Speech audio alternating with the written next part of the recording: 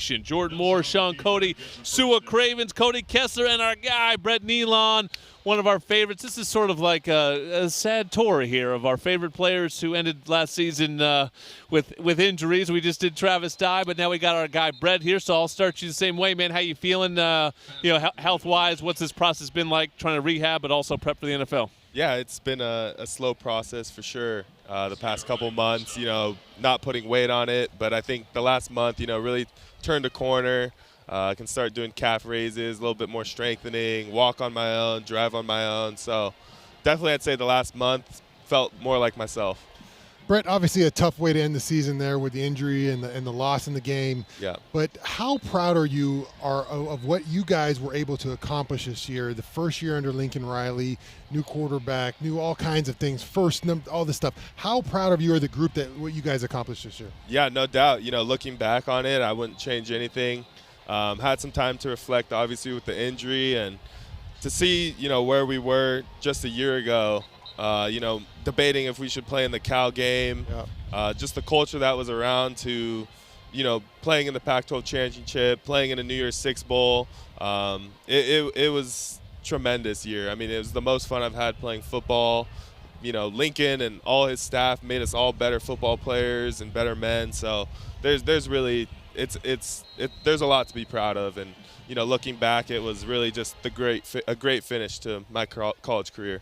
We're definitely going to miss you on that front line, but we got a few new guys, with this transfer portal has allowed us to, not have to reload and wait for progression. We can get ready-made guys. What do you think of this new revamped O-line now with the new additions? Yeah, I think obviously, to start off, you got a couple guys that played last year, Justin Dedich, Jonah, Mason Murphy.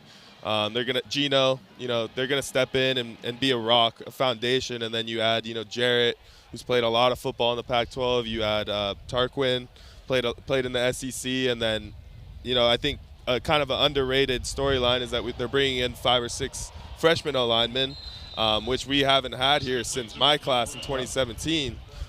So you need to start bringing up that pipeline, and I think it's going to be a good, successful story again, and for years to come. They're setting up for the long run, bringing in those young guys as well.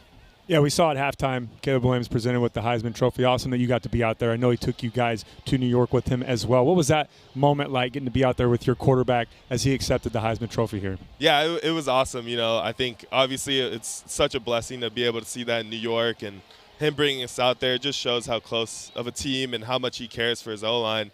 And so it's just meaningful that he's always including guys.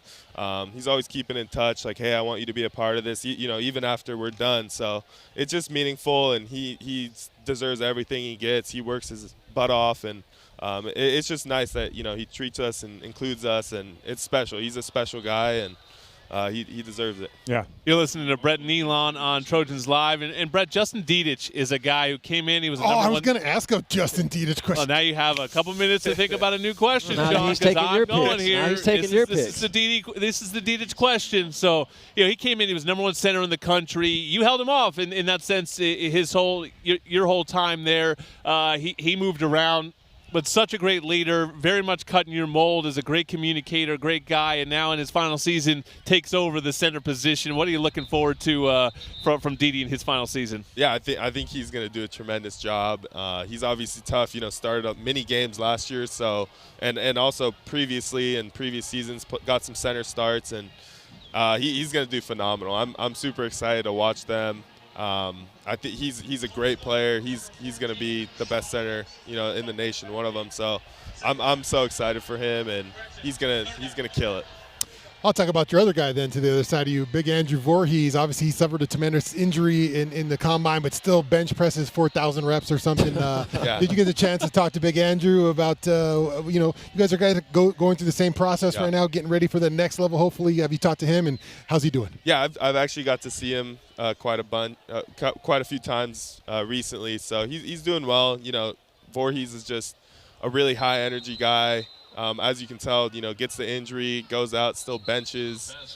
He's in good spirits. Obviously, injuries are the last thing you want, but it happened, and he's going to attack it. And he's going to have a long career in the league, and he's a great guy, and he's going to do tremendous in whatever he does. So I feel like Murphy doesn't get enough respect for his ability to play almost every single position on the O-line. How hard is that to go from, I mean, how hard would it be to go from center, play guard another game, left tackle where you're protecting the quarterback's blind side? Like, what are you asking of a guy to do that? Yeah, I think, you really have to know the whole line. You have to know the playbook inside and out. And also just, the chemistry, blocking with different guys. It's definitely a skill. It's definitely a talent. Someone like Jonah, was kind of playing guard tackle. He's been out here at center. Murphy even just flipping from left to right. It's a lot to process, different plays. You're doing different things.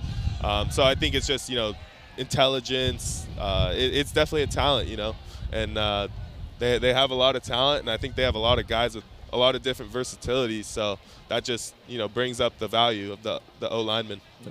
All right, I'm going to go non-football question here. I didn't get a chance to ask you at Pro Day. Love talking to the offensive lineman about this. Obviously, Sue and I lived together, but our third roommate was the late, great Max Turk, and he would always put us on the best food places in L.A. So I got to know, as an offensive line or as a unit, were there places, what was your favorite place to go as a team, or what was your favorite place individually to go eat at around L.A.? So we went to a Mexican spot in Santa Monica every Tuesday. Okay. It's called Gilbert's. Okay. So that was always Taco a What blast. about pre-NIL? Where are you eating pre-NIL? So Gilbert's, we would go every Tuesday. That was led by Andrew. Yeah, Voorhees is the guy, man. Voorhees I mean, He's the like food guy who he's to like follow? He's like number one. He's a food critic that also plays football. Yes. Yeah. Honestly. There you go. His I real heard you passion guys is- tear it down at Rex, too. Yes, that place, the Rex, is phenomenal. Dan, the owner, treats us really well and takes care of us. Pick. Oh, yeah. Defense wins. Yeah. Defense wins. Sorry, It's Brett. another learning lesson for Malachi. We're all right. Another learning lesson. We're not going to throw it in the triple coverage. Well, I think it was the last play of the game. Yeah, we Got to win. take a chance. You got to take a Game's over. chance. Then that's a great play. Gotta He take a understands the chance. game. I'll say this. So that was one of the best parts about being a quarterback and hanging out with the offensive line. Always had the best food places to go. We'd go Jackson Joe. I don't like We'd go stereotypes. Caveman Kitchen, all those places. Do they still have that Not a breakfast fan of burrito these spot around the stereotypes. corner? Big 23rd guys know Street how to eat Cafe. if you win. So we Stereotype. started taking Yeah, Sua you with put us me too. onto that. You put me Yeah. on that. Guys, the greatest receiver in the history of football standing over there. It was just casual. Oh yeah, Jerry Rice. Jerry. Jerry? Oh, yeah. You know who big we deal. had on our show? Brett Neilon, too, because that's right. what we're about. We're about Damn Trojans right. here. Let's go to Great Jerry. centers Jerry in the Rice history of USC. Brett Neilon, man. Hey, good luck next week. All the draft stuff. We will be rooting for you next season and on and on. Keep coming back, Thank man. You are one of our favorites. Brett Thank you. I Neilon. We got appreciate it. one more segment of Trojans Live from the spring game next on the USC Trojans Media Network.